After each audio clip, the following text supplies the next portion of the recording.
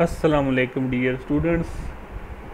उम्मीद करता हूँ कि आप सब लोग खैरियत से होंगे।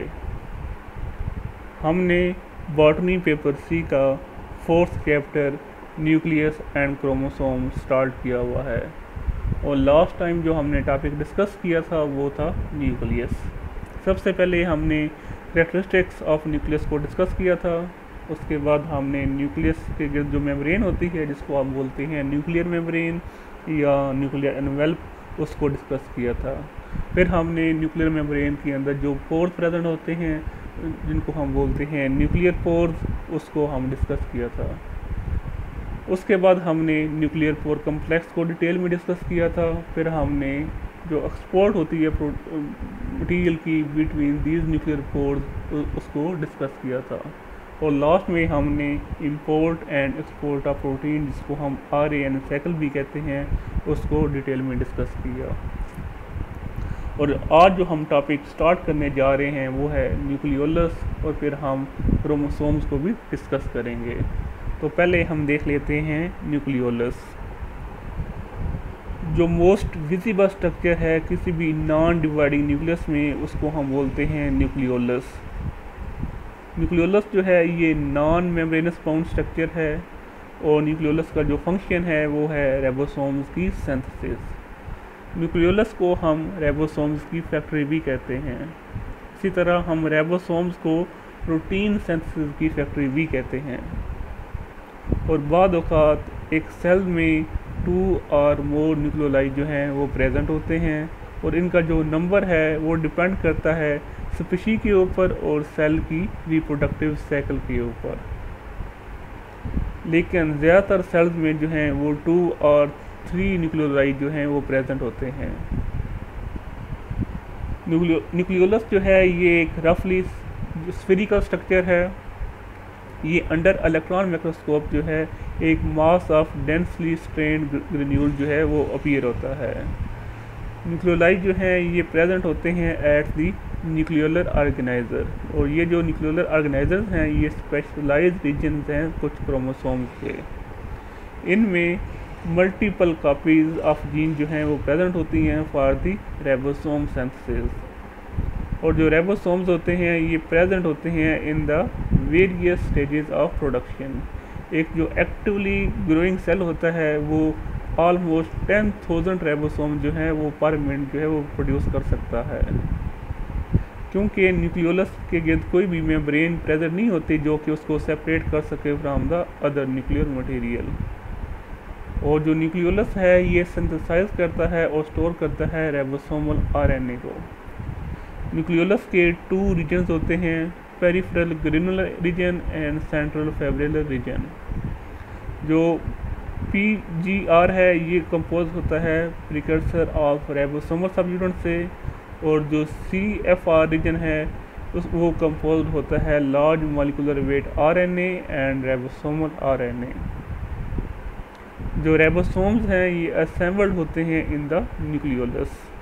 उसके बाद ये जो राइबोसोम्स होते हैं ये न्यूक्लियस से एक्सपोर्ट हो जाते हैं to the cytoplasm through the pores which are present on the nuclear membrane. इस फिगर के अंदर आप स्ट्रक्चर देख रहे हैं न्यूक्लियोलस का। ये एक डार्कली स्टेन्ड बॉडी है जो कि न्यूक्लियस के अंदर प्रेजेंट होती है।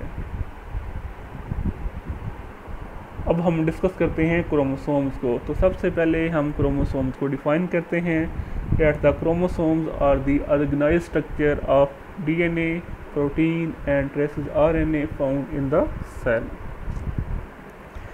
न्यूक्लियस का जो इनर मास है उसको हम बोलते हैं न्यूक्लियोप्लाज्म। इस न्यूक्लियोप्लाज्म में जो क्रोमोसोम जो हैं वो प्रेजेंट होते हैं और DNA प्रोटीन के साथ ऑर्गेनाइज होकर क्रोमोसोम बनाता है।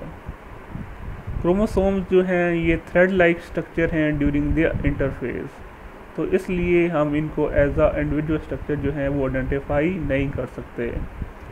और ये जो क्रोमोसोम्स होते हैं ये अपीयर होते हैं as a mass of strand material. फिर हम इस स्ट्रेन्ड मटेरियल को हम कलेक्टिवली बोलते हैं क्रोमेटिन।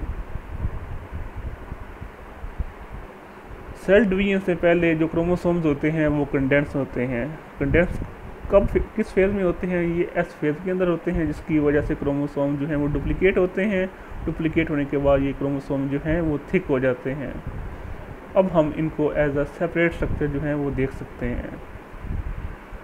क्रोमोसोम जो है इनमें काफ़ी सारे जीन्स प्रेजेंट होते हैं और ये जो जीन्स होते हैं ये कंट्रोल करते हैं इंडिविजुअल्स के करैक्टर्स को। और हर यूकैरियोटिक स्पीशीज़ में जो है एक कैरेक्टरिस्टिक नंबर ऑफ क्रोमोसोम जो है वो प्रेजेंट होता है। एक ह्यूमन सेल्स में उसके न्यूक्लियस में 46 क्रोमोसोम जो हैं वो प्रेजेंट होते हैं, और जबकि उनके सेक्स सेल जैसा कि एग और स्पर्म में उनके जो है हाफ नंबर ऑफ क्रोमोसोम्स होते हैं। इट मीन्स उनमें 23 नंबर ऑफ क्रोमोसोम जो हैं वो ह्यूमंस के सेक्स सेल्स में प्रेजेंट होते हैं। इसी तरह फ्रूट फ्लाई जिसको हम ड्रोसोफिला मेलानोगास्टर भी कहते हैं, उसमें 8 क्रोमोसोम प्रेजेंट होते हैं। इस फिगर में आप क्रोमोसोम का एक स्ट्रक्चर देख रहे हैं। एक क्रोमोसोम का जो स्ट्रक्चर है उसमें एक टेलोमर प्रेजेंट होता है, उसके 2 सिस्टर क्रोमेटिड प्रेजेंट होते हैं, एक जो है सेंट्रोमियर प्रेजेंट होता है। सेंट्रोमियर को हम कहते हैं प्राइमरी कंस्ट्रक्शन भी कहते हैं। कुछ क्रोमोसोम्स के पास इसका सेकेंडरी कंस्ट्रक्शन भी प्रेजेंट होता है। अब सेकेंडरी कंस्ट्रक्शन किसे कहते हैं? क्रोमोसोम का ऐसा पार्ट जो कि उस क्रोमोसोम से डिटैच हो जाता है। डिटैच होने के बाद उसको हम बोलते हैं सैटेलाइट और जंक डीएनए।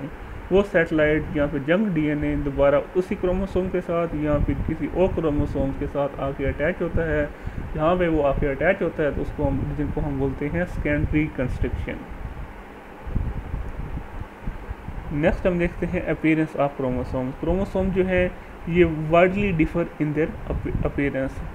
ये वेरी करते हैं in size, staining properties, location of centromere, relative length of 2 arms on the either side of the centromere, and the position of the constricted region along the arms. Next हम discuss करते हैं types of chromosomes. Centromere की location की base पे जो chromosomes की 4 main types हैं: telocentric, acrocentric, सब मेटासेंट्रिक एंड मेटासेंट्रिक। पहले हम इनकी फिगर्स देखते हैं।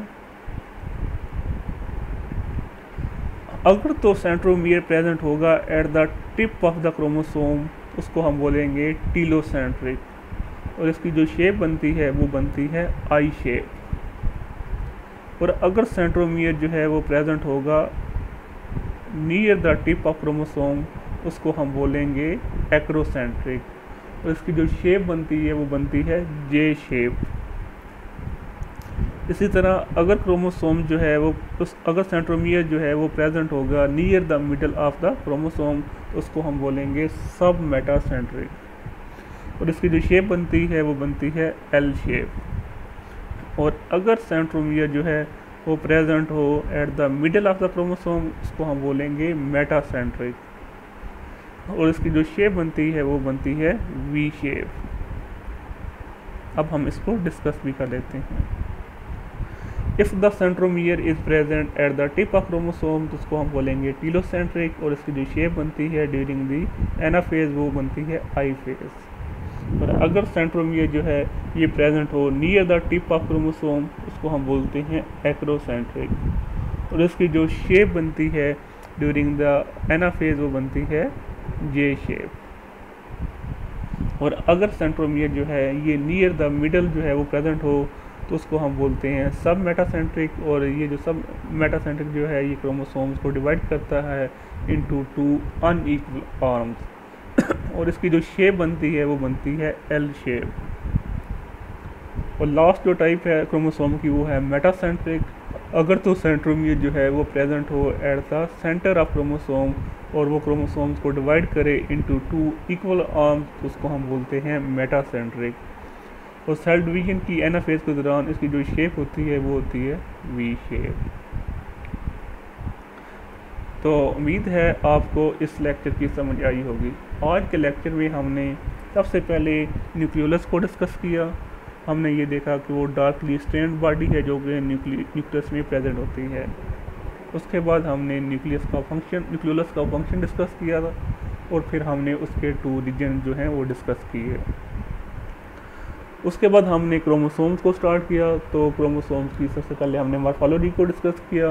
फिर हमने उसका स्ट्रक्चर डिस्कस किया, फिर हमने क्रोमोसोम्स की शेप्स को डिस्कस किया जो कि 4 टाइप्स की थी, आई, जे, एल एंड वी शेप। उसके बाद हमने जो क्रोमोसोम्स की टाइप्स हैं on the basis of location of centromere, वो 4 टाइप्स के थे, टीलोसेंट्रिक, एक्रोसेंट्रिक, सब मेटासेंट्रिक एंड मेटासेंट्रिक।